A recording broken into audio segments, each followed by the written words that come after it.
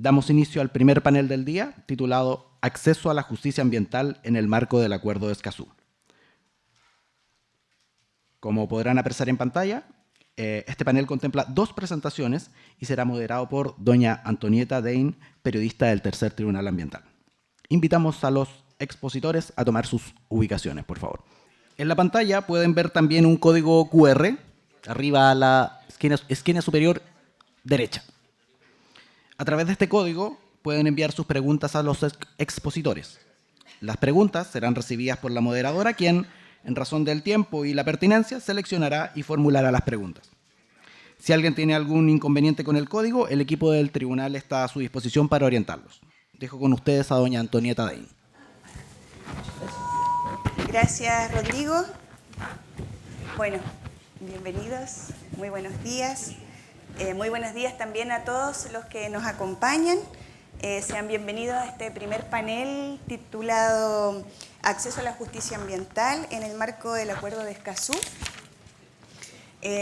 Contarles en este panel, como premisa, que la adhesión de Chile en el año 2022 al Acuerdo de Escazú ha requerido la identificación de los aspectos jurídicos internos que deben ajustarse para cumplir con sus estándares, con el objetivo de favorecer, entre otros, la participación pública en la toma de decisiones, el acceso a la información ambiental y el acceso a justicia en asuntos ambientales, por lo que es relevante continuar conociendo sobre los avances de su implementación a nivel nacional y latinoamericano, y por eso nuestros invitados acá hoy día, en este primer panel.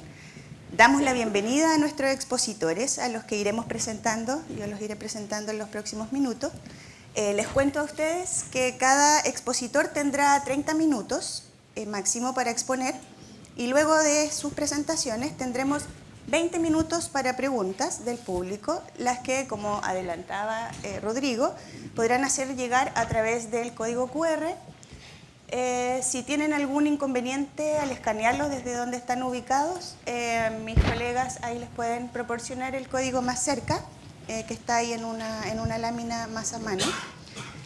Sin más, para dar inicio a este panel, entonces, invitamos en primer lugar al señor Maximiliano Proaño, subsecretario del Medio Ambiente, para compartirnos su presentación sobre el Acuerdo de Escazú, los avances y compromisos en esta materia. ¿Usted quiere exponer? Prefiere desde el podio, ¿cierto? Él es abogado de la Universidad de Chile con un máster en estudios latinoamericanos de la Universidad de Ámsterdam. Posee estudios sobre gestión pública para el desarrollo territorial y transición socioecológica. Posee experiencia como asesor, consultor e investigador en política ambiental y energética. Ha trabajado en el sector público, privado y en diversas organizaciones de la sociedad civil. En el año 2022 asumió el cargo de subsecretario del Medio Ambiente. Adelante, subsecretario, cuando usted esté listo. Una agüita también. Muchas gracias. Muy buenos días a todas y todos. Ministro Presidente del Tercer Tribunal Ambiental, Javier Millar, a través suyo también agradecer a todos quienes están detrás de la organización de esta tan importante y valiosa instancia.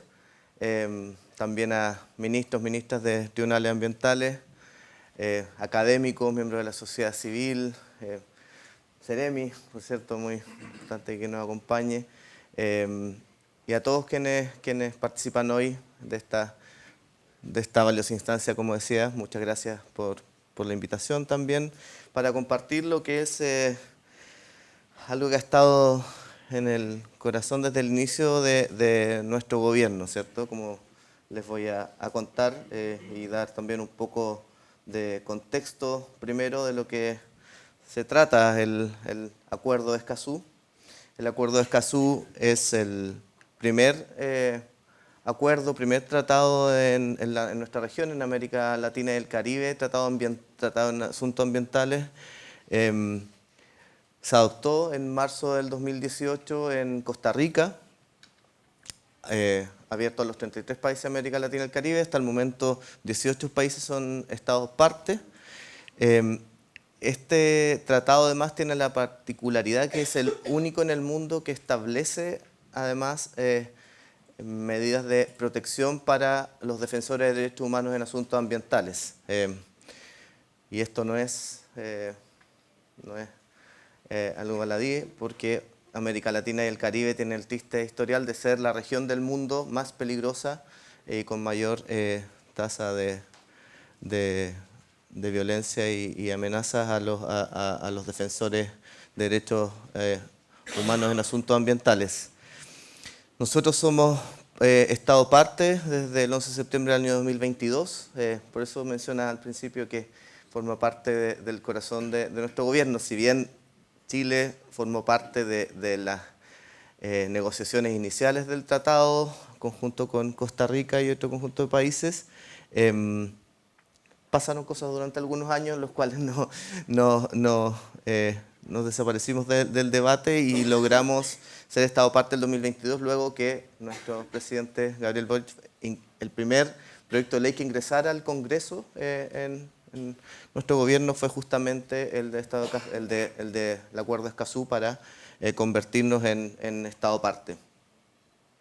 Aquí, bueno, enfatizar también que el gran objetivo del Acuerdo de Escazú es garantizar el acceso a la información, a la participación pública y la justicia ambiental, fortaleciendo la democracia ambiental y también la protección del derecho a vivir en un medio ambiente sano.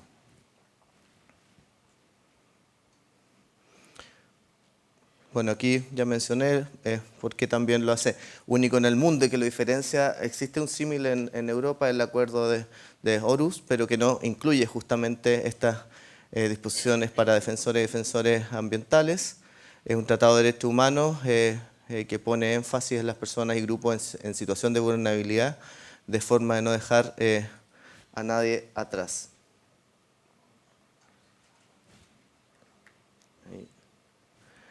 El 15 de abril de 2024 aprobamos el Plan Nacional de Implementación Participativa, el PIPE, que hoy cuenta con 271 medidas de 29 instituciones, incluidos los 3 tribunales ambientales, que incluyen 23 medidas. Eso ya lo mencioné. Entonces, ¿cómo se implementa el Acuerdo de Escazú? Las disposiciones del propio acuerdo, cada parte adoptará medidas de naturaleza legislativa, reglamentaria y administrativa, y en su artículo 13 también, en cuanto a la implementación nacional, también que se refiere a los medios de implementación propiamente tal.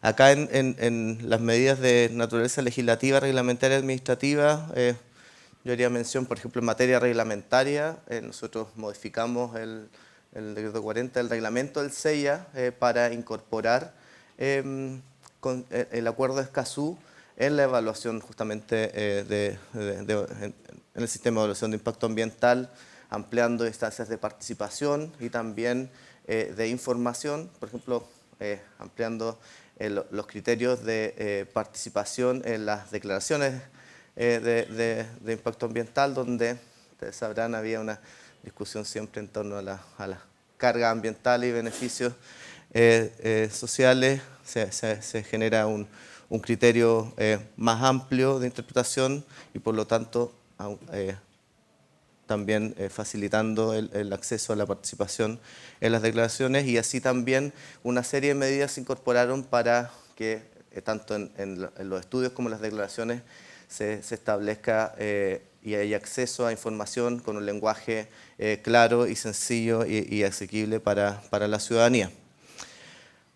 En materia legislativa también mencionar, hay 2 proyectos de ley actualmente en discusión, no son mensajes del Ejecutivo, pero sí hemos participado activamente. Uno justamente que acaba de pasar a segundo trámite constitucional, referido a defensores y defensoras ambientales, y el segundo hace referencia justamente a un tema bien relevante que hacía referencia el ministro presidente del Tercer Tribunal Ambiental respecto a los recursos de casación y que también está actualmente en segundo trámite constitucional. Luego, bueno, en materia ya de medidas administrativas, nosotros, y en cuanto a los medios de implementación, nos pareció necesario generar un plan de implementación que a su vez fuera creado con estándares de Escazú, lo denominamos, y por lo tanto fue un plan de implementación creado con amplia participación y también con creando una gobernanza amplia. Este plan de implementación fue aprobado por el Consejo de Ministros para la Sustentabilidad y Cambio Climático el 15 de abril de este año.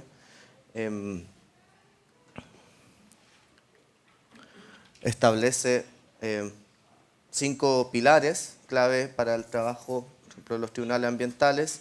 Incluye 10 acciones generales, 35 compromisos institucionales y 11 instituciones responsables. A modo de ejemplo, mencionar compromisos, por ejemplo, del tercer tribunal ambiental, cuenta con medidas orientadas a difundir Escazú y su implicancia en la justicia ambiental, desarrollar formación y jornadas abiertas, implementar buscadores de jurisprudencia y georreferenciación de causas, facilitar pasantías y actividades educativas con universidades y comunidad, la optimización también del sitio web y plataformas para acercar la información judicial a la ciudadanía.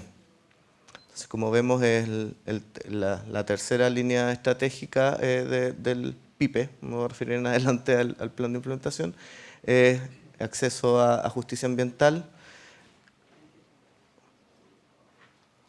Ahí referencia a lo que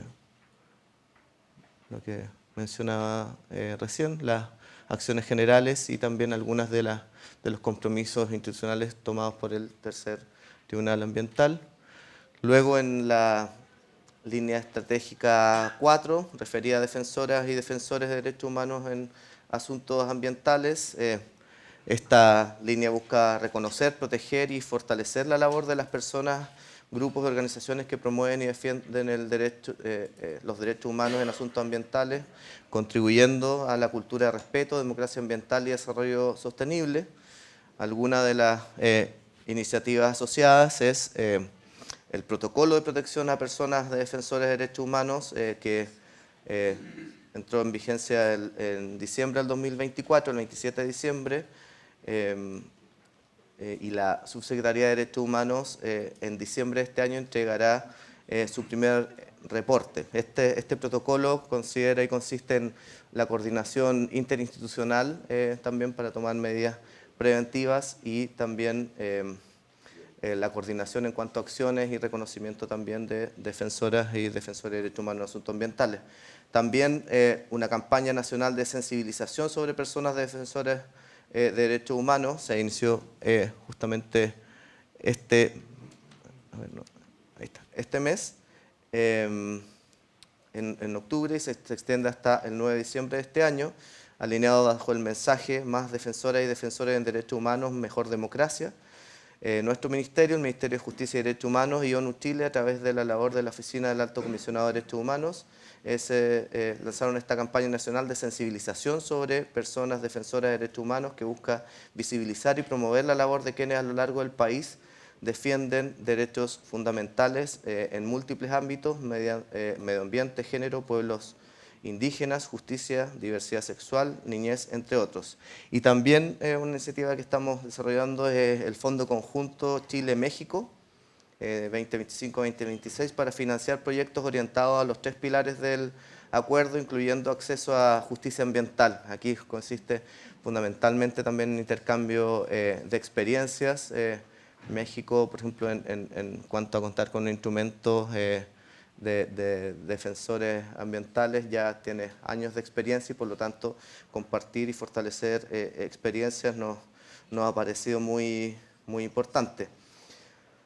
Acá, por cierto, no puedo, hablando de justicia ambiental, de defensores y defensores de derechos humanos, estando en la región de Los Ríos, por cierto, sino hacer referencia también a un complejo y doloroso caso, ¿cierto?, que nos ha tenido y que ha estado también en el debate público, que es la desaparición ya hace un año de Julia Chuñil, y cómo también nos llama este lamentable indignante caso, ¿cierto?, a revisar también las acciones que tenemos como Estado chileno que implementar para los defensores y defensores de derechos humanos y cómo tenemos también que seguir avanzando.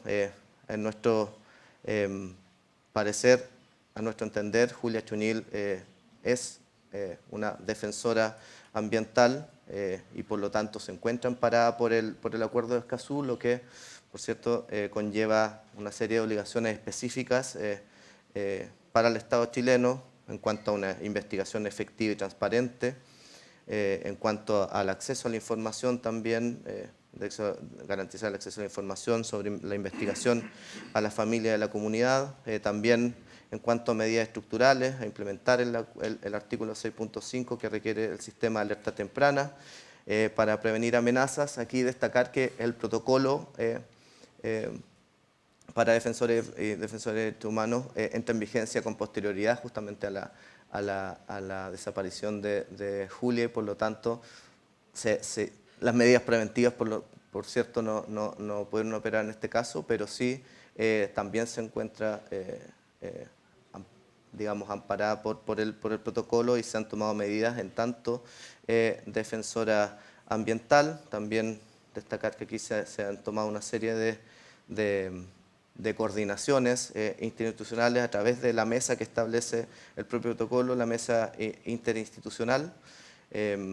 También se han establecido medidas de protección con rondas periódicas de carabineros en la casa familiar, apoyo también estatal a la familia en el marco del Plan Buen Vivir.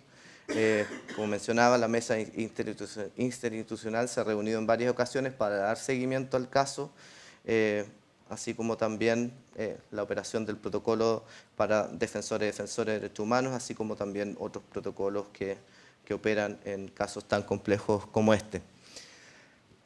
Por lo tanto, efectivamente es un caso que nos llama también a reflexionar sobre la necesaria protección, acciones de prevención que nuestros defensores y defensores deben llevar y también dar cuenta de lo que se está haciendo para encontrar y que este caso se pueda aclarar prontamente y también para prevenir que casos similares se repitan hacia el futuro.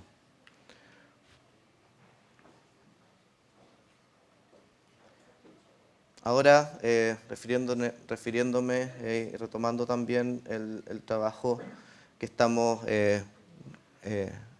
realizando en la implementación de nuestro PIPE, el estado de avance en cuanto a la línea 3, ¿cierto?, de acceso a la justicia ambiental, el estado de avance de materias específicas ejecutadas a la fecha, 20%, en desarrollo un 46% de las medidas establecidas y por ejecutar un 34%.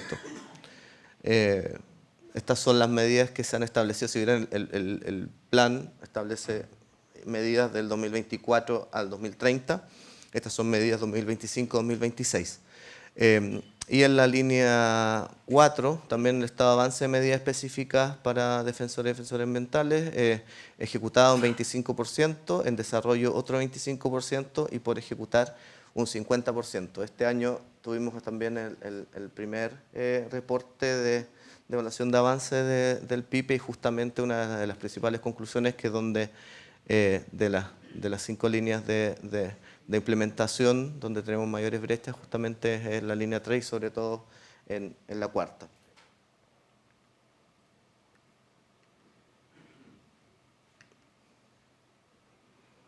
Aquí algunas de las medidas, el protocolo iniciado en diciembre, ¿cierto? La campaña iniciada en octubre y también el Fondo Conjunto de Cooperación Chile-México que está actualmente en ejecución. Acá algunos de los hitos claves, ¿cierto?, del Acuerdo de Escazú en Chile, como mencionaba en 2022, retomamos la senda y comenzamos ya en calidad de Estado parte de Escazú. El 2023 comenzamos con la difusión, la hoja de ruta, la participación temprana para la creación del plan, el anteproyecto del plan, el inicio de la cuenta pública. El 2024 realizamos una serie de seminarios, encuentros. El 2024 también tuvimos la visita del Comité de Apoyo a la Aplicación y Cumplimiento del Acuerdo, donde aquí nuestro panelista Andrés Napoli también forma parte, y también la PAC temprana de reglas de gobernanza. El 2024 también se cierra luego la consulta pública y en abril ya se aprueba el PIPE y se presenta, la presentamos en la conferencia de las partes de Escazú de ese año. Este año hemos estado implementando el mecanismo de ejecución y control, el reporte anual del avance, como mencionaba anteriormente, las reglas para la gobernanza, la constitución de gobernanza nacional y regional y acciones prioritarias para el reporte 2025. El sistema de gobernanza, muy importante, fundamental para el seguimiento de este plan y el cumplimiento de las medidas, considera acá una gobernanza que asegura participación, coordinación y rendición de cuentas con un Consejo Nacional Estratégico Público-Privado, Escazú, ¿cierto? Gobernanzas regionales también, con comités estratégicos regionales, modo de piloto en 5 regiones, Coquimbo, Biobío, la región de Los Ríos, Aysén y Magallanes. En el resto de las regiones las gobernanzas regionales serán la base de los consejos consultivos regionales de medio ambiente que se encuentran en funcionamiento, y también, bueno, diversos espacios de diálogo y representación de todos los actores en esta gobernanza son incluidos, y esperamos que, y vamos con los tiempos para cumplir, para que así sea, que en noviembre de este año podamos ya constituir esta gobernanza. Esta semana, lunes y martes, estuvimos en votación justamente de los integrantes de este Consejo Estratégico Público-Privado, los representantes de la sociedad civil, y por lo tanto ya se cumple uno de los últimos plazos. Esta es la integración del Consejo Nacional Estratégico Público-Privado, integrado por diversos ministerios, también corporaciones autónomas a escala subnacional, también los tribunales ambientales y representantes del público, entidades de la academia, sector privado y entidades de la sociedad civil, por lo tanto constituido por 31 integrantes. Acá no me voy a extender mucho porque, bueno, luego Andrés Napoli podrá, me imagino, también nos contará un poco en lo que consistió la visita del Comité de Apoyo a la Aplicación y Cumplimiento que tuvimos el año pasado, pero sí contarles que que Chile fue el primer Estado parte en que el Comité sostuvo una consulta y diálogo periódico y que incluyó la visita entre el 4 y el 8 de noviembre del año pasado. Contarles también que este comité es un órgano subsidiario del Acuerdo de Escazú para promover la aplicación y apoyar a las partes de la implementación del acuerdo, órgano de carácter consultivo, transparente y no contencioso, no judicial y no punitivo. También acá los temas que incluyó la visita, la participación temprana en el proceso de toma de decisiones ambientales, en los proyectos del SEIE y otros procesos de toma de decisiones de interés público, con énfasis en aquellos relativos al cambio climático. También se incluyó y se puso especial énfasis en temas de acceso a la justicia ambiental. De hecho, el comité se reunió con los 3 tribunales ambientales y realizó una visita de terreno a esta ciudad. Se reunió con autoridades locales y representantes del público. Cabe destacar acá que entre las principales conclusiones y recomendaciones que nos fueron realizadas como país, por un lado, se reconoce en Chile uno de los pocos países de la región que cuenta con tribunales ambientales especializados. También valoró los esfuerzos de los tribunales ambientales para ejecutar diversos talleres, programas y actividades de capacitación dirigidos a funcionarios, jueces y operadores de justicia en temas ambientales, además abiertos al público en general.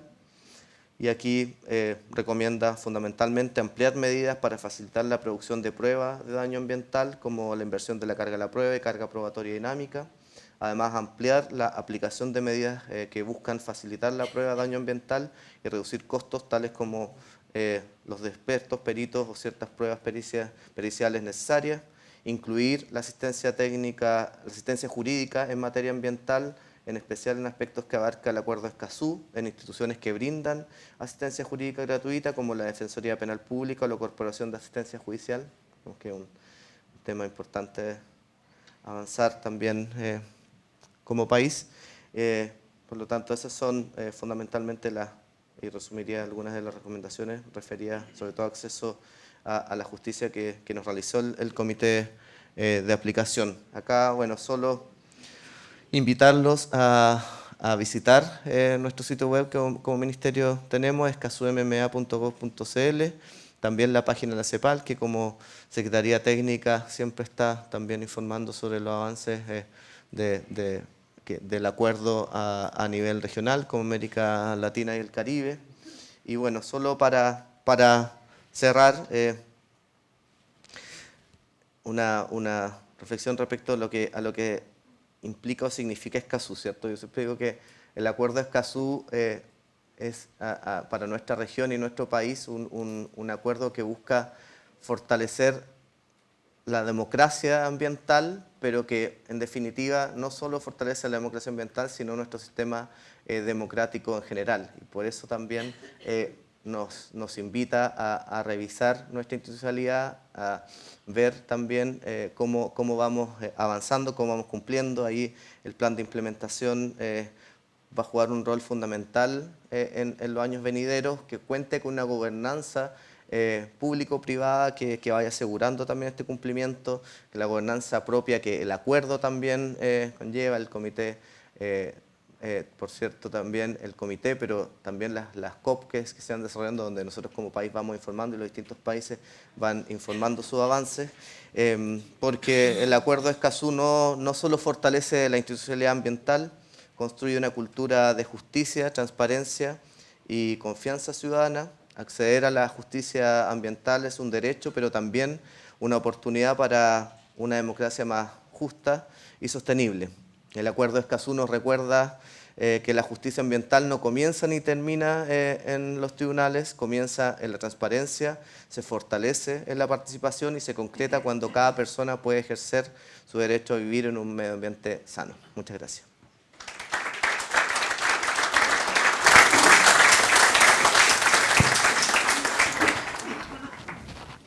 Muchas gracias. Agradecemos la presentación entonces del subsecretario del Medio Ambiente, el señor Maximiliano Proaño. Y damos paso también a la ponencia del señor Andrés Napoli. Él es vicepresidente del Comité de Apoyo a la Aplicación y Cumplimiento del Acuerdo de Escazú. Él nos va a compartir algunos avances que han podido ver en la región a propósito también de las visitas que se hicieron durante el año 2024. Ahí él nos va a contar algunos detalles en este aspecto. También quiero, antes de avanzar y darle el pase, señor Napoli, recordarles que las preguntas las pueden hacer llegar a través de un código QR que está puesto ahí, que si no alcanzan a escanearlo, los que están más atrás, ahí mis compañeras están al final de la sala con el código a mano, un código QR móvil para que lo puedan escanear y enviarnos sus consultas. El señor Andrés Napoli es abogado, graduado en la Facultad de Derecho y Ciencias Sociales de la Universidad de Buenos Aires, magíster en Derecho Ambiental de la Universidad del País Vasco, director ejecutivo de la Fundación Ambiente y Recursos Naturales Argentina, con su sigla FARN, vicepresidente del Comité de Apoyo, como les decía, del Comité de Apoyo a la Aplicación y Cumplimiento del Acuerdo de Escazú, y fue también el señor Andrés Napoli, representante electo del público ante el Comité de Negociación del Acuerdo de Escazú. Andrés, por favor.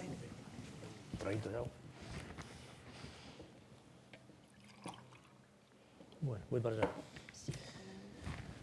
Okay. Muy bien. ¿Cuál sería? Bien. Muy bien. Bueno, muy buenos días. Lo primero que voy a hacer, como trato de hacer todos los días, es agradecerles agradecer la invitación del tercer tribunal a estas jornadas. También agradecer al Gobierno de Chile, en la persona del subsecretario, por haber recibido al Comité de Apoyo a la Aplicación y el Cumplimiento del Acuerdo de Escazú el año pasado, ser el primer país de la región en hacerlo, desafiarse a hacerlo. Agradecer a todos los tribunales, al primero y al segundo también, por habernos recibido. La totalidad de los tribunales conversaron y dialogaron con el comité, cosa que fue muy provechosa, muy importante para conocer la institución y para ver cómo podemos hacer avanzar esta agenda del Acuerdo de Escazú.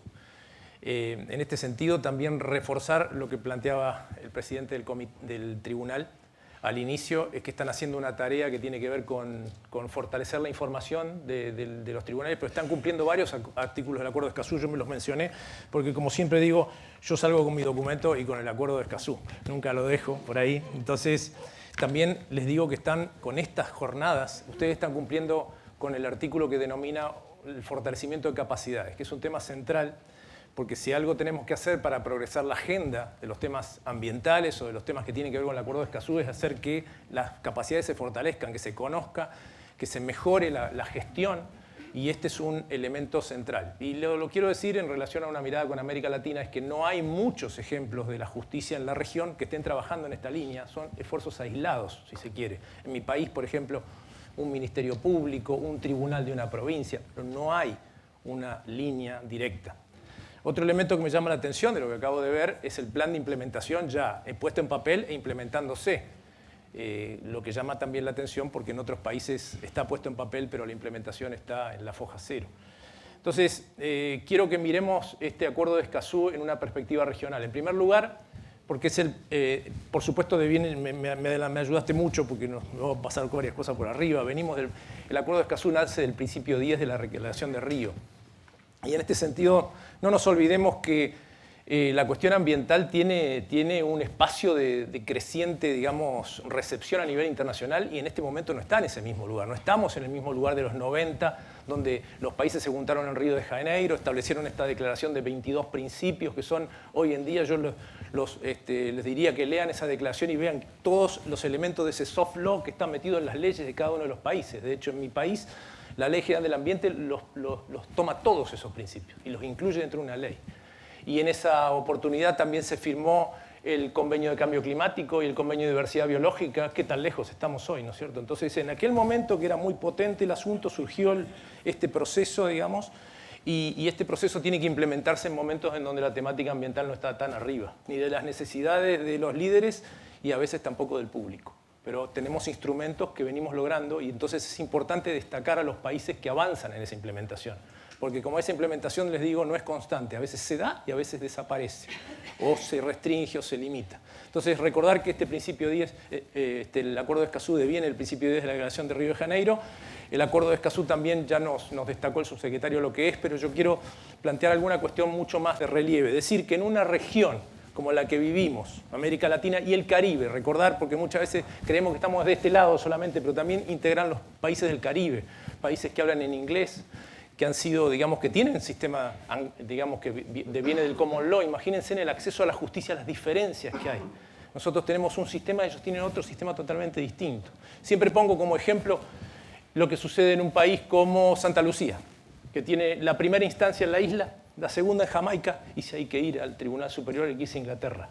¿De qué acceso a la justicia podríamos hablar ahí?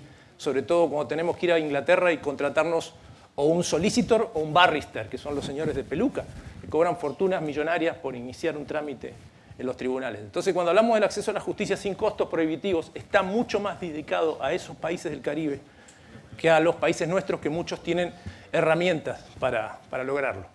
Entonces, lo vería de esta forma: es el primer tratado que firma la región en materia ambiental. Una región con tantos problemas ambientales no tiene ningún instrumento común. Tenemos problemas de desertificación, tenemos problemas de pérdida de biodiversidad, problemas climáticos, contaminación, todos son problemas comunes. Y además la cuestión climática nos afecta de manera bastante común, a unos mucho más, otros menos, pero nos está afectando a todos. Sin embargo, respuestas conjuntas casi no hay ninguna. Alguna reunión de ministros del ambiente, cuando vamos a negociar el Tratado Internacional de Cambio Climático, cada uno está por su lado. Vean los grupos que integran los países de la región. Pero este es un acuerdo que sí los agrupa. y los agrupa para buscar respuestas. Esas respuestas hoy en día ya tienen un instrumento jurídico. Ese instrumento jurídico es muy valioso porque está en manos, ya es ley en los países, está en manos de las personas, son instrumentos. Pero también es un proceso, porque tiene una conferencia de las partes, porque tiene un comité de apoyo de aplicación y cumplimiento, porque yo lo vería como un proceso en evolución. Cuando miremos el Acuerdo de Escazú no veamos una foto, veamos un proceso que va caminando hacia algún lugar determinado y ese lugar determinado nos lo dirá las sociedades, qué es lo que quiere hacer con él, cómo lo trabaja. Yo digo, en Argentina no vivimos un momento feliz, digamos, para los temas ambientales, yo lo diría que está bastante abajo de la agenda. Sin embargo, el Acuerdo de Escazú está presente en cada reunión o en cada audiencia pública o en cada caso judicial que se reclama que se cumpla con acceso a la información, participación o defensa de defensores. Así que es un instrumento muy valioso en ese sentido y un proceso. Más allá de todos los otros elementos, bueno, ahí están destacados por qué es importante. Los países que ya mencionó el subsecretario, tenemos 18 de 33. Podemos hacer un análisis de esto. Podemos decir que la mitad de esas banderas que están ahí corresponden a países chicos del Caribe. Y eso es importante en una región de países grandes. Todavía nos falta Brasil. Perú ya lo desechó en su momento de integrarse, pese a haber sido uno de los que lideró el proceso también en el acuerdo de la negociación del Acuerdo de Escazú. Brasil, que tiene grandes problemas con el Congreso en este momento. Estimábamos que ahora en la COP30 podía haber avances, todavía creo que no. Pero lo que digo es, muchos países del Caribe hay que trabajar más en los de la región. Y aquellos que lo tienen, fortalecer la implementación. Bueno, este es el Acuerdo de Escazú. Chiquito, pero poderoso. Y en el día, digamos, yo ahí básicamente, esto es una estructura general de cualquier acuerdo internacional, pero quiero destacar 3 o 4 cosas. En primer lugar, que el Acuerdo de Escazú tiene en su artículo primero un objetivo central. Y ese objetivo central es la plena implementación de los derechos de acceso. Entonces, ese es un tema muy importante para saber qué se le va a pedir a los gobiernos. Y si después nos vamos unos artículos más adelante, esa plena implementación tiene que ser primero nacional. Entonces, ese es el punto central que establece el acuerdo. Después, por supuesto, el acuerdo también nos trae algunos principios. Uno destacado y fundamental es el principio de no regresión. Un principio muy reclamado en lo ambiental, por supuesto, la idea de no regresar en las protecciones establecidas, un principio que viene de los derechos humanos, pero es central para el ejercicio de la acción ambiental. Es un acuerdo que en algún momento, como me tocó negociarlo como representante del público durante varios años, nosotros trabajamos los principios en pares, precautorio y preventivo, en fin, etc. Y en el tema que tiene que ver con el principio, digamos, que nos faltó ingresar, porque algunos países se opusieron férreamente, fue el principio pro natura, pro naturaleza. Indubio pro natura. Es un principio que ya muchos tribunales lo están sacando en varios de sus fallos. Argentina tiene varios, Brasil también. Sin embargo, al momento de incorporarlo al lado del principio pro homine, teníamos que poner el principio pro natura. No fue posible porque algunos países se opusieron a eso. Pero lo que les diría es que como las prerrogativas de la Conferencia de las Partes están en proponer algunas reformas al acuerdo, algún momento eso va a volver a trabajar. ¿Y qué quiero decir con esto? Es que empecemos a pensar en esta idea de cómo se refleja el principio pro natura. Recientemente, la Corte Interamericana de Derechos Humanos emitió una opinión consultiva muy valiosa sobre el tema del cambio climático y ya nos está hablando ahí de los derechos de la naturaleza. Es un tema controvertido, pero es un tema que ya comienza a penetrar en los distintos tribunales. Es un tema, yo diría que toda acción ambiental o climática debería tener como referencia esa opinión consultiva, también ahora reflejada en una opinión consultiva de la Corte de la Haya.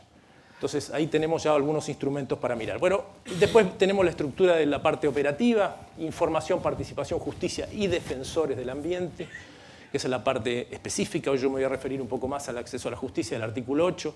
La cuestión del fortalecimiento de capacidades, que es un espacio transversal, permanente y necesario. El fortalecimiento de capacidades va en general.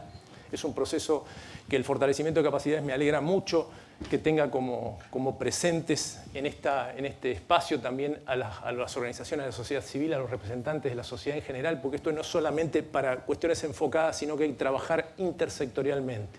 Esta es la idea central. Y después, por supuesto, tiene los otros elementos que hacen al acuerdo, entre ellos la Conferencia de las Partes, lo que lo pone como un tratado vivo que está todo el tiempo evolucionando. Ya la Conferencia de las Partes aprobó algunas decisiones. Tengamos en cuenta que el Acuerdo de Escazú es un acuerdo muy nuevo. Entonces estamos recién en lo que yo llamaría la primera generación de propuestas. Esa primera generación de propuestas atiende fundamentalmente primero a la cuestión de los defensores, con el plan de acción para defensores. Después atiende a las cuestiones del plan de género, también para tener presente muy claro ese tema. Y en este momento creo que tendríamos que mirar, cuando hablamos de generaciones de temas, que el Acuerdo de Escazú se negoció en un momento en el que no se pensaba ni siquiera en la inteligencia artificial como un elemento cercano, en el 2018. Hoy en día tendremos que pensar y pasar este acuerdo a través de eso, o de las distintas formas de comunicación y de información que tiene el acuerdo, o cómo vamos a participar en el futuro. Pues esos son los desafíos que nosotros estamos atendiendo y buscando en el Comité de Cumplimiento. Bien, antes de entrar en acceso a la justicia, quiero decir un temita interesante también. Lo mencionó el subsecretario. El Acuerdo de Escazú tiene una cuestión transversal, que es la idea de atender a las personas y grupos en situación de vulnerabilidad. Pero esa situación es sumamente compleja de analizar cuando lo ponemos en una región como la que estamos y cuando lo pasamos por las problemáticas que tenemos. Hoy no es posible hablar de sectores vulnerables, de personas vulnerables, porque empieza a jugar lo que se llama la interseccionalidad. Es decir, una persona afectada por el cambio climático puede estar en un lugar en el otro y tener las mismas problemáticas. O ser enfocada de maneras muy diversas. Entonces el comité está trabajando en este momento en un informe que posiblemente salga el año que viene, ya para la conferencia de las partes del año que viene, en donde va a trabajar y a profundizar el concepto de personas y grupos en situación de vulnerabilidad en relación a la interseccionalidad de problemáticas que cruzan. ¿Para qué es eso? Eso es para tratar de ver cómo buscamos la respuesta, porque después, si el Acuerdo de Escazú se implementa nacionalmente, hay que mirar las leyes de cada país. Y hay que aconsejar o decirle a los países que hay que trabajar o ir evolucionando en una línea determinada. Así que, digamos, el acuerdo tiene en esto bastantes desafíos. En el acceso a la justicia, digamos, básicamente, si lo miramos en comparación, este acuerdo, también lo mencionó el subsecretario, tiene un primo hermano, que se llama el Acuerdo de Aarhus o de Aarhus, como lo quieran llamar, que es un acuerdo europeo. Quien ha trabajado, nosotros en mi caso trabajé muchos temas de participación y de información, siempre soñábamos, decía, ¿por qué no tendríamos un acuerdo de esos por acá? Bueno, llegó, el acuerdo es el Acuerdo de Escazú, pero este es un acuerdo, yo llamaría, como le dicen, reloaded, es decir, potenciado. ¿Por qué? Porque el Acuerdo de Aarhus solamente en acceso a la justicia permite el acceso a la justicia cuando hay vulneración del derecho a acceder a información, o la imposibilidad o las dificultades para participar. Ahí se abre el acceso a la justicia. Pero vean lo que dice el Acuerdo de Escazú. El Acuerdo de Escazú ya incorpora eso, pero lo deja de lado, porque dice cualquier otra decisión, acción u omisión que afecte o pueda afectar de manera adversa al medio ambiente o contraponerse a las normas jurídicas relacionadas con el ambiente. Es decir, está abriendo la puerta al acceso a la justicia en general. Ahora bien, cuando hablamos de acceso a la justicia en materia ambiental, tenemos que pensar que estamos ante una temática compleja, ¿no? Chocolate por la noticia. Es una temática que no es individual, que es colectiva, que va más allá de los bordes para los cuales el derecho está conformado. El derecho está conformado para tratar relaciones interpersonales, básicamente, sea de distintas personas, sea persona humana, persona jurídica. Pero ¿qué pasa cuando lo que está ahí afuera ingresa a jugar? ¿Cómo lo tratamos? ¿De qué manera lo establecemos?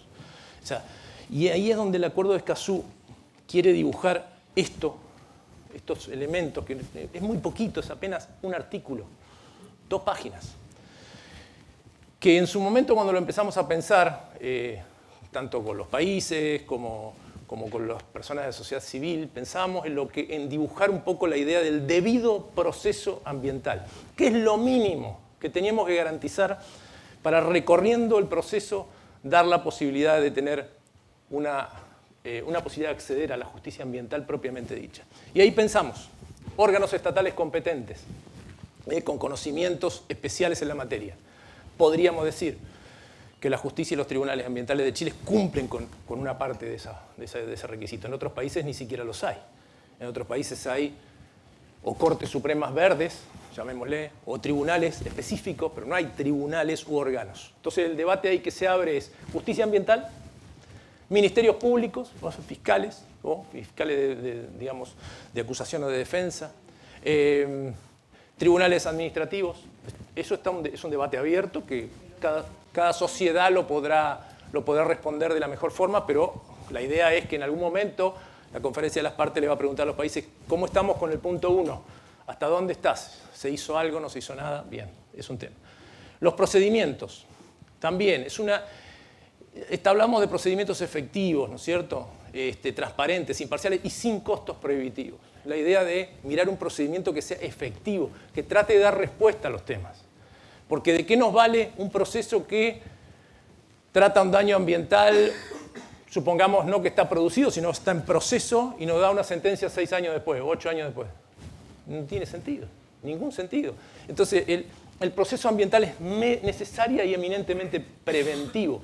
Y ahí es donde empezamos a hacer cómo se relaciona el derecho con la prevención. Muchas veces no es una dinámica muy propia del derecho. Entonces hay que trabajar esos procesos para hacer que el derecho acuda preventivamente y logre esas soluciones justas. La cuestión de la legitimación activa amplia.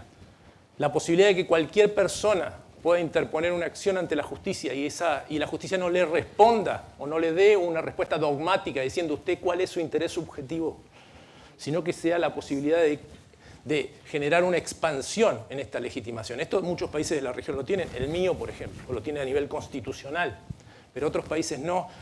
Y entonces la idea del Acuerdo de Escazú es poner ese horizonte para que los países vayan acompañando y vayan ampliando la legitimación. Ahora bien, yo provengo de un país que tiene una legitimación amplia, cualquier persona, pero no es la mejor fórmula. ¿Saben por qué? Porque, lo digo como litigante, me ha tocado actuar en muchísimos casos. Uno ingresa a un caso judicial en defensa del ambiente, puede ser con un colectivo o puede ser con una persona, y después se puede quedar a vivir 10, 12 o 15 años dentro del caso. La pregunta que me hago es ¿por qué un ciudadano o una persona va a tener que asumir un interés y una defensa pública que debería asumir un órgano público? Yo no digo de anular la posibilidad de la legitimación activa amplia a las personas, sino trabajar en conjunto, por ejemplo, con el Ministerio Público, porque el Ministerio Público tiene recursos. O la Defensoría del Pueblo, tienen recursos que permiten afrontar no solo el tiempo, sino lo que sale un proceso judicial. Las medidas cautelares y provisionales son centrales, son medidas que pueden ser preventivas o que pueden ser medidas que detengan el daño o que apunten a detener el daño cuando se está produciendo. Las medidas para facilitar la producción de las pruebas, eso también es central porque ahí el acuerdo se va un poco específico, ¿no? Habla de 2 pruebas en particular, pero lo que quiso graficar el acuerdo ahí es que hay que mirar un poco más allá del derecho clásico y lo tradicional que tenemos a la mano, porque si no es muy complejo producir pruebas en temas ambientales. Los mecanismos de ejecución de la sentencia. Yo siempre digo que los casos ambientales no empiezan cuando te legitimaron un caso o tenés una sentencia, sino cuando la tenés que hacer cumplir. Ahí empieza el caso. Y es central que los tribunales en este sentido se involucren en la ejecución. Porque ¿de qué le vale a una persona que tiene un proceso de contaminación, por ejemplo en marcha, que peticione por la finalización de un proceso de contaminación, que el tribunal le dé una hoja y nadie haga nada al respecto? El tribunal es el que se tiene que además comprometer en ese sentido. En nuestro país es más sencillo. ¿Por qué? Porque el artículo 41 de la Constitución, que establece el derecho a gozar de un ambiente sano, dice corresponde a las autoridades proveer a la protección del derecho. Y las autoridades son todas. Es el Ejecutivo, es el Legislativo y es el Judicial. Entonces está resuelto, pero hay que mirarlo desde esa perspectiva. Y después, por supuesto, los mecanismos de reparación, que los mecanismos de reparación son muy importantes y muchas veces son muy eludidos y no se les presta la atención que corresponde, porque hay veces que lamentablemente la reparación in natura, es decir, volver las cosas al estado anterior es imposible y necesitamos otro tipo de reparación. Bien, dicho esto, quiero decir que el acceso a la justicia no puede sino ir de la mano de la protección de los defensores ambientales. La cara de Berta Cáceres podría ser la cara de cualquier persona de la región. Y el tema de la presencia de este artículo 9 en el Acuerdo de Escazú, la protección de los defensores, es central para que la región sea una región más justa y una región más protegida para la gente que lucha por estos derechos. En este sentido, decirles que el artículo 9 establece muchos de los temas que nos mencionó el subsecretario. El subsecretario nos habló de un entorno seguro y propicio, la idea que las personas defensoras se tienen que mover en un entorno seguro y propicio, que antes de que se produzcan las cuestiones de las amenazas o los riesgos, tiene que haber medidas de prevención y de protección. Eso es central y los mecanismos tienen que ser de alerta temprana.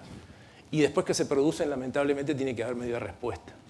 Este artículo 9, si ustedes lo leen acá, muy cortito, lo escribieron los defensores con puño y letra en el acuerdo y los países lo aceptaron. Y si los países lo aceptaron es un compromiso.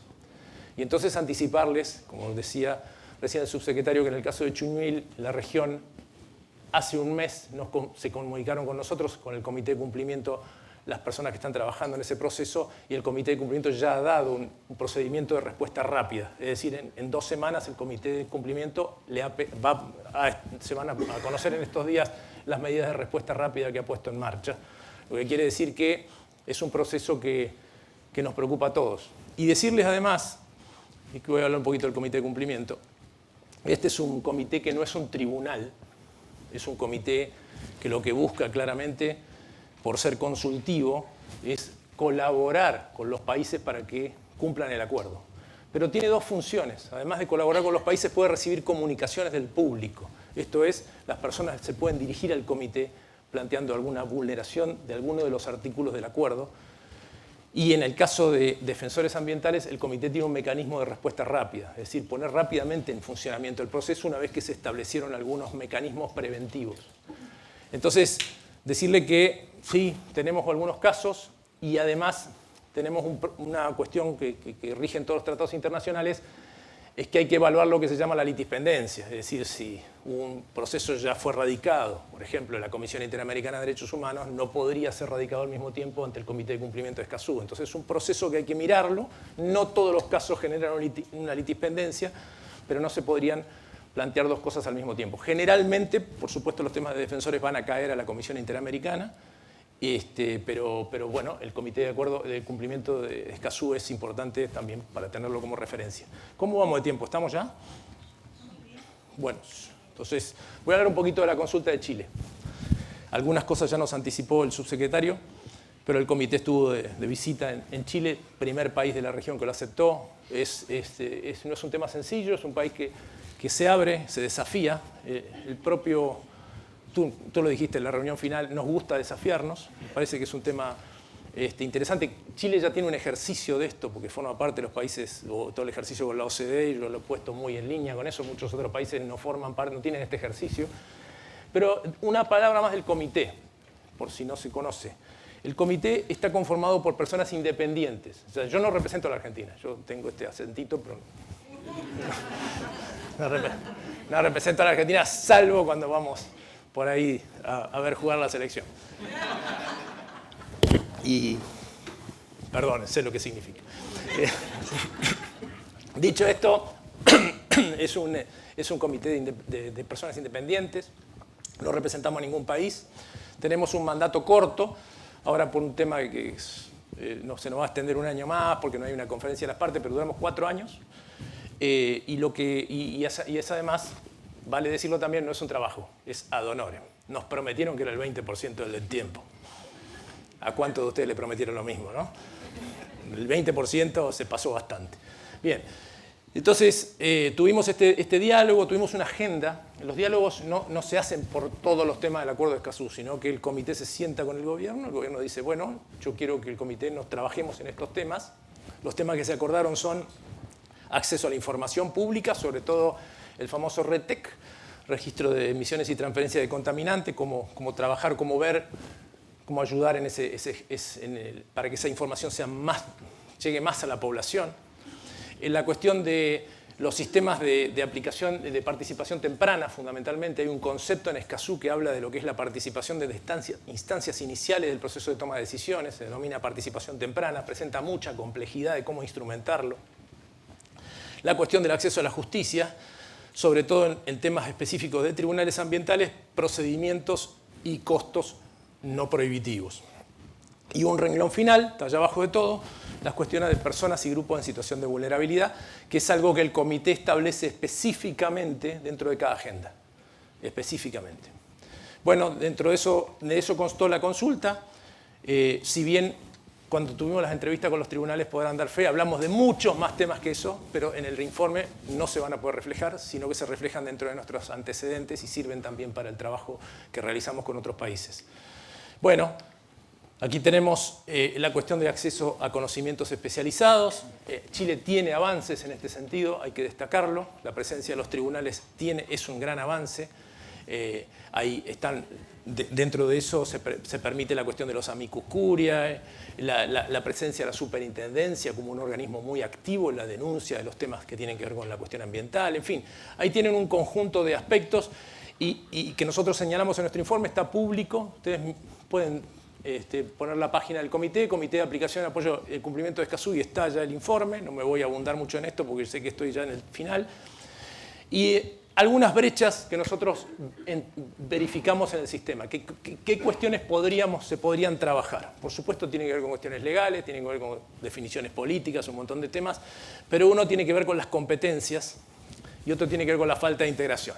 Las competencias ambientales, entendemos que los tribunales ambientales están conformados de una forma, tienen una competencia específica, pero no abarcan la temática total. Entonces ahí hay que hacer un esfuerzo en algún día, en algún proceso de trabajar en ir integrando progresivamente quizás otras competencias, comenzar a convencer tanto al Parlamento como a los demás tribunales que esto no es limitar la competencia de otros, sino darle una potencia más fuerte a la intervención de los tribunales, y la falta de integración. Es algo que todos nos mencionaron, yo no me voy a poner aquí porque claramente soy visitante en este sentido, pero lo señalamos, los tribunales necesitan ser integrados íntegramente. No es un problema solo de Chile. En Argentina les comentaba que hay en este momento 140 juzgados que no tienen jueces, por ejemplo. La Corte Suprema tiene solo 3 miembros, de un total de 5. Vale decir que por cada decisión tiene que ser unánime, si no, no se toman decisiones. Así están en general. La cuestión de los procedimientos efectivos es también importante, tanto en cuanto a los jueces, en cuanto a las medidas cautelares o en cuanto a los trámites electrónicos. En este sentido se ha avanzado bastante en esa línea, está pasando en varios países de la región. Y hay algunos obstáculos que notamos en esta cuestión, es lógico. La cuestión de los costos prohibitivos todavía es un tema que no ha sido resuelto. En algunos países, por ejemplo el caso de Argentina, la acción de amparo ambiental es gratuita para el que la formula, salvo que la formule de mala fe, por supuesto, ahí tendrá su castigo, pero es gratuita. Eso significa que no puede haber un costo por este tipo de cuestiones. ¿Por qué? Porque cuando se realizan este tipo de acciones, lo que se está haciendo es una acción de interés público. Esa acción de interés público no puede tener un costo asociado, salvo, como les decía, que sea de mala fe. Lo que es la carga probatoria, hay que trabajar un poquito más en estos procesos de mejorar esta idea de cargas probatorias, encontrar instrumentos que sean más abarcativos, que permitan que estos procesos lleguen a resultados a través de pruebas que no son usuales o no se trabaja habitualmente en nuestros tribunales. Y finalmente, algunas recomendaciones para mejorar el sistema, ampliar los conocimientos, ya lo dijimos, ajustar, digamos, claramente las competencias, una integración plena y facilitar todo lo que tiene que ver con la prueba. Un tema central que no aparece, no solamente hemos hecho ya 3 visitas, uno ha sido Chile, la otra visita que realizamos es Santa Lucía y hace una semana atrás lo hicimos en Panamá. Casi todos los países están en la misma situación, tenemos cuestiones de no existen instrumentos para apoyar a grupos y personas en situación de vulnerabilidad, quizás porque lo que hay que hacer primero es entender el concepto. Y ese trabajo es un trabajo que habría que hacerlo, fundamentalmente el comité va a proveer esta idea de trabajar en ampliar y llegar a un entendimiento mejor de qué es el concepto, pero sin lugar a dudas los instrumentos no están visibles. Evidentemente cuando uno también analiza el PIPE son instrumentos limitados. Como les decía, el acuerdo de Escazú es un acuerdo permanente, es una herramienta que tiene la población, es una normativa, es un instrumento que tienen las autoridades para mejorar su gestión, pero también es un proceso vivo. Y en eso es la apuesta de que el fortalecimiento de capacidades nos puede ir dando respuestas cada vez que más necesitamos. Así que bueno, con esto finalizo. Muchas gracias.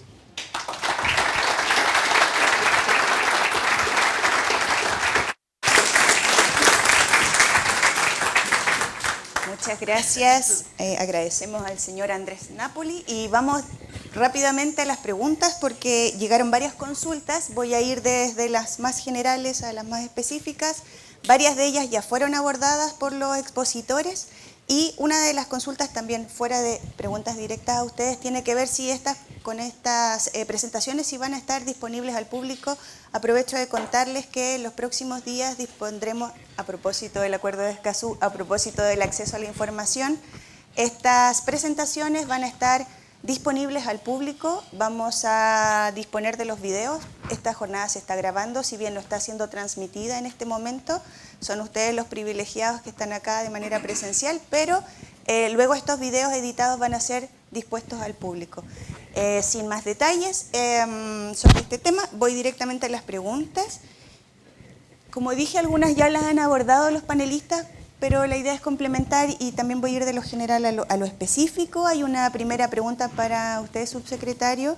Ya lo mencionó ahí en el tema de defensores ambientales y particularmente el caso de Julia Chuñil. La pregunta es, ¿cuál es la diferencia con el acuerdo y sin el acuerdo de Escazú frente al abordaje de este caso? Bueno, mencioné algunos aspectos que marcan una diferencia en cómo por parte del Estado debe ser abordado y en gran parte ha sido abordado este caso, en tanto Julia Chuñil, defensora ambiental, ¿cierto? Y al momento de, así lo establece el acuerdo también, al momento de presentarse una denuncia, se debe tomar en consideración su condición de defensora ambiental para tomar las medidas, digamos, pertinentes. Esto, por cierto, es para la investigación, digamos, para no cerrar, digamos, supuestos o vías de la investigación. Luego la investigación, por cierto, terminará si la desaparición de Julia, en este caso específico, el móvil fue en tanto defensora o no, pero la condición de defensora ambiental, en este caso de Julia Chuñil, es algo que debe estar fuera de discusión, y eso en tanto el acuerdo de Escazú. Luego se activan distintas instancias, por ejemplo, lo que mencionaba Andrés, el mismo comité de apoyo a la aplicación y cumplimiento que establece medidas prontas, y que el Estado de Chile, por lo tanto, deberá rendir cuenta también de cómo abordó este caso. También es algo relevante. Que el protocolo, lo que yo mencionaba, justamente el protocolo para protección de defensores y defensores en asuntos ambientales, entró en vigor en diciembre del año pasado, por lo tanto con posterioridad a los hechos. Sin embargo, y por lo tanto no se puede emplear una parte del protocolo, que es las medidas preventivas, ¿cierto? Cuando llega una denuncia de amenazas, se pueden activar medidas preventivas por parte del Estado, o se deben activar en medidas preventivas, pero algo que sí se ha activado con posterioridad, en tanto, digamos, se ha aplicado el protocolo con posterioridad, por ejemplo, es la activación de la mesa interinstitucional, que se ha reunido en reiteradas ocasiones para coordinar a los distintos órganos del Estado. Al Ministerio de Justicia, Ministerio de Medio Ambiente, al INDH, a la Fiscalía, por cierto, para coordinar también acciones. Insisto, cada uno desde su autonomía, cada uno tiene distintos roles, distintos poderes del Estado, pero el acuerdo establece esta necesidad también de una coordinación institucional, estatal, ante casos sobre todo de esta complejidad. Por lo tanto, se han activado ciertos protocolos. También, hay que decirlo, es el primer caso de esta magnitud de gravedad. O sea, estamos hablando de la desaparición de una persona, muy complejo para la acción estatal, y por lo tanto también nos llama recién este año, en diciembre, la Subsecretaría de Derechos Humanos va a entregar el primer reporte o evaluación de funcionamiento del protocolo. Por lo tanto también creo que va a ser bien importante aquello, ¿no? La progresividad y también cómo este instrumento y cómo damos cumplimiento a la implementación del acuerdo de Escazú, el artículo 9, digamos, como Estado de Chile. Y creo que se han activado ciertos instrumentos del protocolo, coordinaciones estatales, por lo tanto sí hay alguna respuesta distinta respecto, digamos, con Escazú o sin Escazú, pero también, por cierto, tendremos que evaluar este instrumento hacia el futuro y cómo seguir fortaleciéndolo. Hay un proyecto de ley, por ejemplo, en el Congreso en discusión, el mismo protocolo, insisto, que vayamos a contar en diciembre de este año con la primera evaluación, el primer reporte. También, obviamente, ahí se van a identificar algunas brechas y cómo también seguir mejorando la coordinación entre los órganos estatales. Claro, es un caso que se da justo en paralelo en la implementación. Claro. Así que es un proceso también de aprendizaje para el país. Señor Napoli, ¿quisiera complementar algo en este tema o pasamos a la siguiente pregunta? No, simplemente como parte del comité no puedo más que decir que el comité ha tomado medidas de respuesta rápida, nada más. Que además el comité se expresa por 7 personas, ¿no? Entonces vamos a una pregunta muy general, ya nos adelantó algunas cosas, pero la pregunta puntual es ¿cuáles han sido los obstáculos que ustedes han visto o cuáles son los obstáculos que han presentado los otros países parte del acuerdo, o si quiere destacar alguno de ellos en particular? A ver, obstáculos en cuanto a lo que es la implementación del acuerdo. Exacto. Obstáculos hubo muchos en la negociación, ya se superó. Sí, es la implementación la pregunta. En la implementación del acuerdo, los principales obstáculos que se ven en casi todos los países, en primer lugar, la conferencia de las partes de manera sabia estableció que si bien la implementación del acuerdo es nacional, no cualquiera puede hacer cualquier cosa. Entonces los países están obligados a presentar una hoja de ruta y un plan de implementación, para que todo el mundo vaya caminando en una misma línea. No han sido muchos los países hasta el momento, se espera que el año que viene sean muchos más. Hasta el momento tenemos Chile, Argentina, Santa Lucía, Ecuador y Uruguay con planes presentados y hojas de ruta presentadas ante la Secretaría. En la conferencia de las partes posiblemente aparezcan varios más. Y entonces ahí lo que se hace es se hace una línea base, se evalúa y dónde hay que apoyar más a cada país. Los obstáculos principales, fundamentalmente, yo los veo más en participación y en justicia. Más allá de defensores, dejémoslo de lado porque es una situación muy crítica. Los países están muy comprometidos en ese tema, ya lo sabemos, pero vamos a hablar de los demás. En participación, lo que hay es, por ahora, una falta de entendimiento de qué significa la participación temprana. Cada país le parece de una forma distinta. En algún momento voy a contar una anécdota. Cuando mencioné participación temprana en uno de los países, me dijo uno de los funcionarios, hacemos las audiencias públicas a las 7 de la mañana. Entonces, bueno, estamos hablando de que, a ver, son conceptos nuevos, hay que trabajarlos y hay que saber para qué son. ¿Para qué es la participación temprana? Porque la pregunta es esa, la participación temprana emula un poco a lo que significa la evaluación estratégica de los proyectos, la idea de acompañar el proyecto desde que se inicia hasta que se implementa, no antes de que empiece un ratito antes. Entonces, es un proceso que hay que trabajarlo, los países tienen falta de entendimiento en eso. Después hay mucho problema como tramitar las audiencias públicas. Acá estamos hablando de que hay una serie de obligaciones extra para los estados establecidas en el Acuerdo de Escazú que ya no alcanza con la cuestión formal. Convoco a la audiencia pública, cumplo con la cuestión formal y hago el checklist, sino que tengo obligaciones. Las obligaciones es fundamentalmente hacer participación abierta, inclusiva, identificar a los afectados, establecerles la prioridad para participar, ver cómo participan las personas y grupos en situación de vulnerabilidad. Son todas cosas extras que los países tienen que ir entendiendo. Y en acceso a la justicia, el menú está totalmente abierto. Desde que no hay órganos especializados a todo ese recorrido que están ahí, que algunos países tienen legitimación activa amplia, pero cuando ya entramos a hablar del proceso propiamente dicho, estamos en veremos, y en las ejecuciones de la sentencia ni les digo. Que yo diría, si me planteamos todo ese artículo 8, pondría puntualización en la ejecución de la sentencia, porque de eso se trata la justicia ambiental, es buscar soluciones, no es buscar papeles.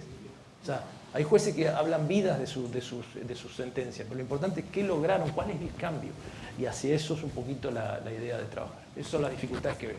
Muchas gracias por ese detalle, esas precisiones. Para el subsecretario, voy a ir un poquito rápido con las preguntas porque han llegado varias. Preguntan por medidas concretas que contempla el plan a propósito del acceso de la ciudadanía, lo que mencionaba el señor Napoli ahora en estos últimos segundos. ¿Cuáles son las medidas concretas de apoyo a la ciudadanía considerando la diferencia de recursos disponibles para la generación de informes técnicos, por ejemplo, y las asesorías de abogados? Es más larga la pregunta, pero hasta ahí yo creo que se resume bien lo que quiso consultar el público. Verdad que tengo. Tiene solapa. Sí, en cuanto a medidas concretas de acceso a la justicia ambiental, justamente son, las mencionamos anteriormente, pero son las referidas en tribunales ambientales, sobre todo en acceso simple digamos, y facilitar también tanto la información como la participación en las distintas instancias. Por ejemplo, la información respecto a las causas, y ahí el propio presidente del tercer tribunal dio cuenta de algunas medidas concretas que se han llevado a cabo respecto a transparencia, respecto a acceso a la información pública. Lo mismo se ha hecho en medidas, por ejemplo, del Servicio de Evaluación Ambiental. Mencioné ahí algunas cosas que ya implementamos, reformamos el reglamento del CEIA para facilitar la participación, por ejemplo, en las declaraciones, que había una brecha importante ahí, y también el propio servicio ha implementado guías respecto a la participación y también al acceso a la información, modernización de plataformas de información y de acceso. Efectivamente, lo que mencionaba la última parte de la pregunta, y que también, de hecho, algo que traté hacia el final de mi presentación, creo que un aspecto que tenemos pendiente y que lo identificamos también en este primer reporte a la implementación del plan de implementación, es el facilitar el acceso en términos sustantivos, por ejemplo, de que las corporaciones de asistencia judicial, que la misma Defensoría Pública, en el marco también que contamos con la ley de delitos económicos y ambientales ahora, que haya especialización y apoyo también hacia la ciudadanía y las comunidades para facilitar también el acceso y el ejercicio propiamente tal de la justicia ambiental. Perfecto, y en ese mismo sentido, en la misma línea, también saber respecto del apoyo a los grupos y personas vulnerables, que también en su presentación, señor Napoli, nos contaba que es una de las debilidades o donde más hay trabajo por hacer. Pero ¿hay algún ejemplo, algo que podamos rescatar, que podamos compartir, que se pueda implementar en el país o que se haya implementado en otros países para favorecer a estos grupos? ¿O alguna idea que el comité tenga para impulsar en este sentido? Estuvimos trabajando en la búsqueda de buenas prácticas. No encontramos ninguna. O ninguna que los países nos habilitaran a compartir. Entonces, lo que estamos haciendo, además de precisar el concepto, que me parece que va a ser un documento muy interesante, porque inclusive ya la gente que ya lo ha visto les parece que hace un avance importante, estamos segmentándolo por cada uno de los derechos de acceso. O sea, cómo hacer para trabajar en cada derecho de acceso para facilitar ese trabajo a personas y grupos. Pero bueno, no es algo que en este momento voy a poder adelantar, porque es algo que tiene que tomar decisión el comité. Pero lamentablemente las buenas prácticas no aparecieron. Pensábamos que por cada derecho podíamos tener una buena práctica y no la logramos identificar siquiera.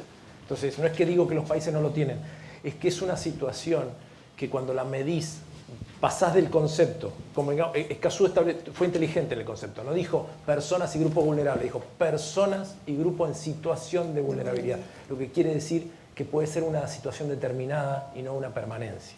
Entonces, a partir de ahí lo que hay que precisar el concepto y pasarlo y tamizarlo por las normativas de cada país, porque cada país tiene una norma distinta. Entonces, la conferencia de las partes o el comité le puede recomendar a la conferencia de las partes un informe sistémico y después los países digan, sí, pero esto se contradice con mi legislación. Entonces, ahí empezamos en otro problema. Es un trabajo que me parece que empezar por el concepto es un buen elemento y después empezar a disparar medidas que los países puedan aceptar. ¿Es lo que usted comentaba como bajo el concepto de interseccionalidad? La idea de interseccionalidad significa que ya no hay un elemento que identifica la vulnerabilidad, sino que es un conjunto de elementos. Tenés lo económico, tenés lo social, tenés lo climático, y todo eso se cruza. O la situación étnica, por ejemplo. Y después en cada país hay un elemento que también hay que entender. Si formamos parte de una región que es América Latina y el Caribe, para nosotros hablamos de sectores indígenas. El Caribe es de afroamericanos. O sea, son dos cosas muy distintas y las problemáticas son totalmente distintas en relación a la situación. Pero cuando cruzamos variables climáticas, se unifican. Y cuando le ponemos género, ni les cuento. Entonces, es todo un trabajo que hay que empezar a mirarlo desde esa perspectiva. Ya no hay sectores fijos, hay sectores que van estando vulnerables en situaciones determinadas. Y a esos hay que ayudarlos a que esa brecha se cambie. Perfecto, muchas gracias. Pasamos al subsecretario. Voy a hacer la pregunta tal como se expresa. Gracias por hacernos llegar sus preguntas. Tenemos varias consultas. ¿Cómo conciliar la necesidad de producir pruebas con el acceso a la justicia? Algo también ya dijimos, pero si quiere añadir algo más. Sí, y primero me gustaría complementar que me quedé pensando de la pregunta anterior, aclarar también, porque nos pasa de hecho, quizá ya hay un par más de medidas de las que presentamos actualmente, porque el plan de implementación es dinámico en cuanto a las medidas. Los órganos públicos pueden seguir comprometiendo medidas y, por ejemplo, en términos de asegurar, y justamente donde identificamos que se requiere trabajar más medidas, es en las líneas 3 y 4, acceso a la justicia y defensores y defensores. Entonces, estamos trabajando en ese sentido. Hay algunas que requieren, al involucrar recursos, por ejemplo, órganos públicos, requieren materia legal en muchos casos, y por eso también hemos puesto el foco quizás en la tramitación legislativa en algunos aspectos, para aclarar ¿y cuál era la pregunta?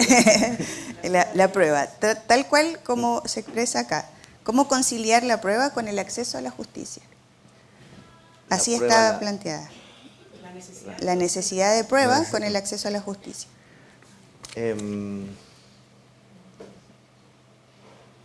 ¿Cómo conciliar la necesidad de producir prueba con el acceso a la justicia? Por eso adelanté que la iba a hacer tal cual, porque me costó entender. Claro. O si el Estado puede ayudar en esa situación, en la producción de pruebas. Sí. Si no logro... Está ligada también con la pregunta anterior, que yo creo que el sentido, y de varias consultas que han llegado, tiene que ver con esta desigualdad de acceso a la justicia y cómo hay instrumentos o hay recursos, y luego voy a hacer una pregunta muy puntual que se hace, esos recursos para acceder a la justicia, o sea, ya lo decíamos anteriormente, para tener informes técnicos robustos. Claro. Bueno, por ejemplo, en relación a aquello, avanzar, por ejemplo, en monitoreos participativos, en fiscalización participativa, en esto, en ambos casos hemos avanzado en distintas dimensiones, también en materia legislativa o reglamentaria. Otro aspecto en la reforma al SEIA que se incluyó fue justamente facilitar los monitoreos participativos ciudadanos, o sea, que la ciudadanía pueda también en los procesos y en distintas instancias, no solo en el de participación, agregar antecedentes. Y en cuanto a fiscalización también por parte de la ciudadanía, que pueda agregar antecedentes a la Superintendencia de Medio Ambiente, también es un aspecto que justamente en otro proyecto de ley que estamos tramitando actualmente, que está en segundo trámite legislativo, también estamos avanzando en esa dirección, en que la ciudadanía pueda jugar también un rol más activo en materia de fiscalización y de generar, por lo tanto, antecedentes que muchas veces para ellos son mucho más directos que esperar que la Fiscalía se apersone. Eso creo que es un aspecto que también es importante y que se puede seguir fortaleciendo. Bueno, muchas gracias. Vamos a ir a unas dos últimas preguntas muy puntuales. Una para señor Napoli, dice, ¿por qué Perú se desligó del acuerdo después de ser parte de los países líderes en las negociaciones? ¿Por qué Perú se desligó del acuerdo después de ser parte de los países líderes en las negociaciones? Básicamente la respuesta es muy corta, es política. Cambió la bocha políticamente y entonces se cambió. Pero no solo eso. Costa Rica pasó lo mismo, Chile fue transitorio. En Perú la cosa fue distinta porque en Perú comenzaron a aparecer lo que se llaman las fake news. La fake news era el acuerdo de Escazú es una avanzada de la ONU para quedarse con el Amazonas peruano. Este fue el proceso, claramente fue la consigna. Y no solamente, digamos, entonces lo que nosotros decíamos, díganme dónde dice la palabra Amazonas en el acuerdo, díganme dónde dice la palabra medio ambiente, una sola vez está dicho. Es decir, es un acuerdo de derechos el acuerdo de Escazú. Es un acuerdo que básicamente lo que busca es que más gente tenga más derechos para proteger otros derechos. Entonces, básicamente, de hecho, la Corte Interamericana de Derechos Humanos, en su opinión consultiva, los denomina correctamente los derechos procedimentales que hacen posible el ejercicio de otros derechos. Pero permitime una cosita más de lo por anterior. supuesto. La cuestión de lo que significa, digamos, la producción de pruebas. Ciertamente, cuando estamos en un país, dice, bueno, sí, tenemos tribunales. Los tribunales ambientales solucionan un gran problema que otros países no tienen. Por ejemplo, tienen expertos, digamos, en materias que no son del derecho y que son, en temas ambientales, están dentro del tribunal, son absolutamente confiables para ellos. En un país como el mío, tengo que recurrir a los peritos que están anotados en el sistema general. Entonces, supongamos que tengo que analizar una situación que tiene que ver con la contaminación producida por yacimientos de hidrocarburos no convencionales en Vaca Muerta. Si voy a buscar un ingeniero en petróleo, ese ingeniero en petróleo, ¿qué es lo que quiere ser? ¿Ser perito nuestro o quiere trabajar en una empresa petrolera? Seguramente va a querer trabajar en una empresa petrolera. Entonces la independencia de las pruebas nunca está garantizada. ¿Cómo ha hecho la Corte para saltar ese puente? Bueno, lo que hizo cuando tenía casos relevantes, algunos de ellos me tocó participar, es ir a pedirle a la Universidad Nacional que les provea los peritos. Entonces saltó directamente, pero es la Corte. Obviamente, la Corte es un tribunal celestial, se pasa por arriba de todos los procedimientos y puede ir a donde quiere y todo el mundo le va a decir que sí. No pasa lo mismo en los tribunales más de instancias inferiores. Pero bueno, es un elemento. Así que me parece que es una buena solución la que logran los tribunales teniendo propios expertos. Y voy a aprovechar de hacerle la siguiente consulta que tiene que ver con el sector privado. Y la persona que hace la consulta pone un caso puntual. Dice, hace una semana se difundió la noticia de que un fondo de inversión internacional financiará demandas de indemnización de más de 1.000 personas, acá en Chile, contra el complejo termoeléctrico en la comuna de Ventanas, región de Valparaíso. Y ahora viene su opinión, no piden opinión sobre el caso porque no tiene los antecedentes, pero la pregunta es qué rol le parece que pueden jugar inversores privados, incluso, por ejemplo, la banca tradicional para el acceso a la justicia. ¿Deberían los estados adoptar medidas para fomentar este financiamiento de la litigación ambiental? Yo creo que la litigación ambiental tiene un recorrido que tiene que hacer en cada país. Yo diría que si ese fondo piensa ir a la Argentina, le diría que no invierta porque la sentencia le va a salir. Primero que le voy a comentar. A mí me tocó litigar en un caso que es muy conocido a nivel internacional. Se llama el caso por la contaminación del río Matanza-Riachuelo, el principal río de la Argentina. Es un caso que lo litigamos durante 3 años y después nos tocó etapa de ejecución de sentencia durante 14. ¿Sabe cuál fue el fallo para los honorarios? Primero, no hubo, por supuesto, no hubo ningún tipo de sentencia que tuviera que ser patrimonial porque la justicia, la Corte dijo ya se está implementando, ya se cumplió. Y a los abogados le plantearon costas por su orden. Vale decir, cada sector paga sus abogados. Entonces yo le preguntaba a la Corte mismo, en algún escrito que presentamos, cómo hacen un grupo de vecinos de una zona vulnerable para pagarle a los abogados que llevaron adelante un caso que logró cambiar la realidad del río más contaminado de la Argentina. Es ridículo. Entonces, lo que sí creo es que la litigación ambiental no debería ser una litigación por deporte o por hobby. Debería ser una profesión bien pagada. Eso sí lo creo. Y no sé, y no creo, desconozco, la verdad, me supera. Nunca vi un fondo de inversión que esté dispuesto a pagar. No lo vi, por lo menos en Argentina, no lo conozco, así que me reservo la opinión, no sé qué pasará por acá. Ya, nos quedamos con esa respuesta. Y, señor subsecretario, ¿usted quiere complementar alguna pregunta? ¿Quiere agregar algo más? Ya vamos a ir cerrando el panel en razón del tiempo. Solo insistir porque aparecieron varios temas en las preguntas también entre nuestras presentaciones respecto a tanto al reconocimiento como país de lo que estamos haciendo y lo que estamos y hemos ido avanzando en materia de justicia ambiental, en materia de institucionalidad ambiental en general también. Luego Habrá un panel, por ejemplo, sobre el nuevo servicio de biodiversidad protegida y que su implementación obviamente genera una serie de aspectos nuevos también para el derecho, interpretaciones, de construcción de criterios. Y en cuanto a acceso a la justicia y el rol que el Acuerdo de Escazú juega para esto, y por eso para nosotros en nuestro gobierno era tan importante ser Estado parte, porque nos autoexige movilizar al Estado en términos de avanzar en justicia ambiental, en acceso a la justicia, en generar mecanismos de defensa, de protección para defensores ambientales. Pero claro, y ahí muchas de las preguntas, por ejemplo, es cómo se traduce en términos de acceso a la prueba o de acceso a litigar, ¿cierto? Donde obviamente hay una disparidad de armas bastante importante, de recursos para las comunidades, ¿cierto? En particular, para contar con una defensa y acceso, ejercer este derecho a la justicia ambiental.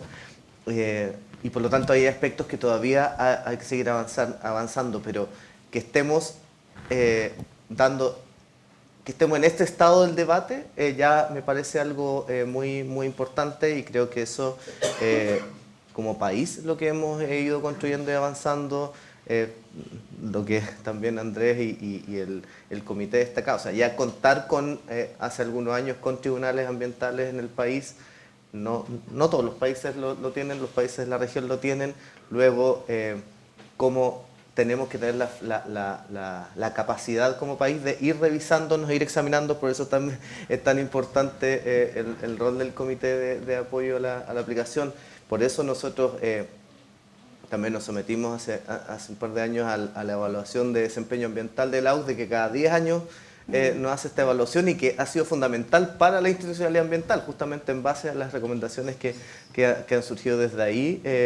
Sin ir más lejos, el 2010 dio origen, digamos, al proyecto de ley que crea el ministerio, luego estamos aquí los gracias tribunales, a eso. luego, claro, y por lo tanto, pero esto se va construyendo por capas, y lo importante es ir evaluando la política pública, ir evaluando también los pasos, no ser condescendientes con lo avanzado, pero también reconocer que sí hemos avanzado mucho en materia de institucionalidad ambiental, en materia de justicia ambiental, por cierto, y también las brechas y hacia dónde tenemos que dirigir las políticas públicas, por lo tanto, y ahí cuando se empiezan a generar acuerdos en torno a, bueno, estos son los temas pendientes, es fundamental, porque en base a eso también es más fácil construir y avanzar. Muchas gracias. ¿Algo que quiera, algún mensaje? Muchísimas gracias.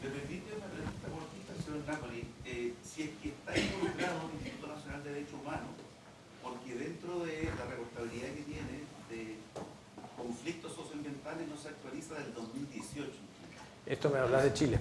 Sí, entonces, respuesta cortita, o sea, hay algo ahí para actualizar, porque también hay materia importante respecto de conflictos socioambientales e información que puede servir a algunos actores como antecedente de prueba. Sí, lo conocí, nos lo mostraron cuando tuvimos la visita. Sí, la respuesta que te voy a dar es importante, sí, mantenerlo actualizado, y cualquier otra respuesta te la tengo que dar en el café, porque no podría decir muchas más de los temas que tenemos a consideración del comité. Gracias. Vamos ya para pasar justamente al café, vamos a dar el cierre a este panel. Agradecemos las preguntas del público, por supuesto le agradecemos a nuestros expositores, les vamos a pedir que se queden acá en el escenario al frente. Le vamos a entregar un reconocimiento a nuestros expositores. Agradecemos a nuestros destacados panelistas y solicitamos que el ministro Javier Millar se acerque al escenario para hacer entrega del reconocimiento a los expositores. Por favor, ahí, sí, yo le voy a entregar el...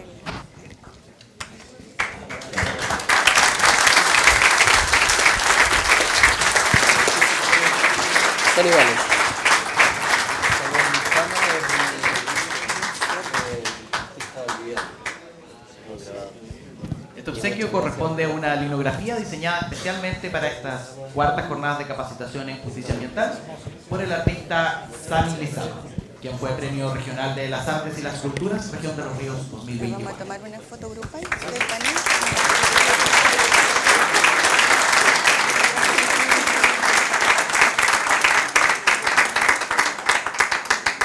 Muchas gracias a los asistentes.